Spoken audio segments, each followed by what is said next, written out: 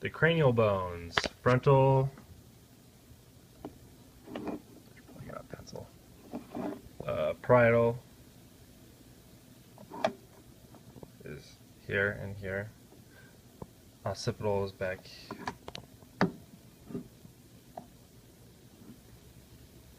and external occipital protuberance is the black dot right there. I drew on it, pops out, and that provides attachment for the medial fibers of the trapezius muscle.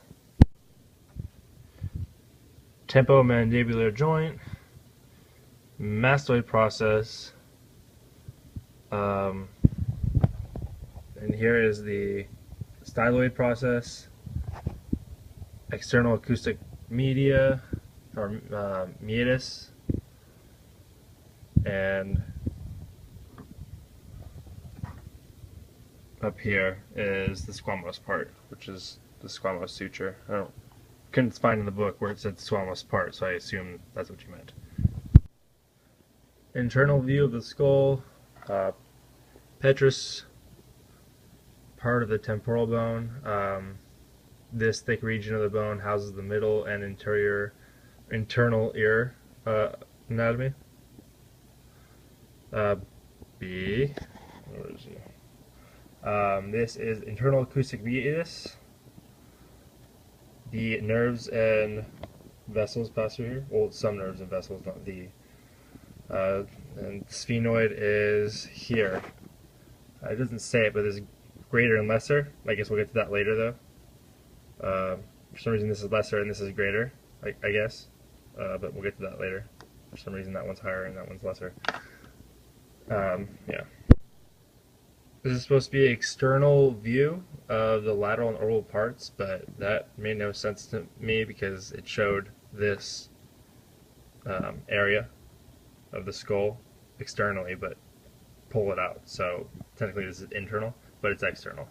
So this right here, oh, let me move my camera, is superior orbital fissure. The lacrimal nerve, frontal nerve, trochlear nerve, superior branch of the ocular motor nerve, abducent nerve, and nasociliary nerve, inferior branch of ocular motor nerve all pass through here. It's pretty, there's like this acronym for it too. It's like LFTSANI, so Leftsani or something. But yeah, so that's what goes through there. Internal view, back. So we are looking for lesser wing. It was right here. Lesser wing, which is equivalent to this side, so it's interesting that that's greater, but it's lesser. And then the greater wing is below. So in this, I guess it wants me to do this view. So this would be above, and this would be below. Optic canal. There's two of them. There's here. Sorry, my hand's in the way. Here and here. Put my little black dots there. The sella turcica, which holds this pituitary gland, is right here in the middle between these ridges. The ethmoid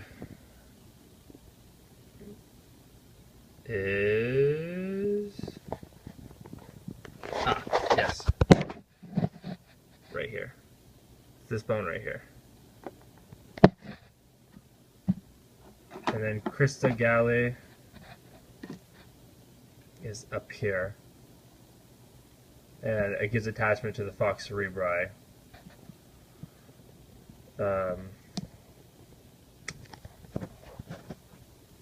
The cribiform, it asked me what passes, or what does this do? No, wait, actually it asked me what passes through the holes. Let's see. Supports the olfactory bulb and is perforated by the foramina for the passage of the olfactory nerves. And these are the sutures of the skull. The coronal suture is right here. We're looking at the face from his left side. Comes up and around between the frontal and parietal bones. So the suture runs all the way around here. The sagittal suture is in between the parietal bones. It runs straight down the middle, running back from the coronal suture. And it's between two parietal. I think I already said that though. The lambdoid suture is below, which is connected to the sagittal. The lambdoid is between the occipital and the parietal bones, so the lambdoid comes up and around. The next one is the squamose suture, which actually wasn't on my skull, so I kind of drew one, as you can see, with a really bad pen. It's between the parietal and the lower portion of the temporal bone. So we have our parietal bones and we have the lower portion of the temporal. Once again, if the camera wasn't on there enough. So this is the squamose suture, parietal, and then temporal. These are the facial bones. We have the maxilla and the alveolar process, which is below and above the teeth. Pops out here. Maxilla is this full spiel on the side of the face, next to the nasal. The zygomatic, which are formed by temporal and zygomatic bones, which is the arch we see. So with zygomatic and then temporal, so we have this arch here that creates your cheek. So there's zygomatic bone. Your ethmoid is inside the ocular cavity. It's not here, but one bone back. So that's your ethmoid. On the equipment side, it would be over here. Vomer. What two bones from the bony nasal septum? The vomer bone articulates with the perpendicular plate of the ethmoid bone to form the bony nasal septum. So, let's see, inferior. Oh, I didn't point out the vomer. I'm sorry. I kind of skipped across to the question.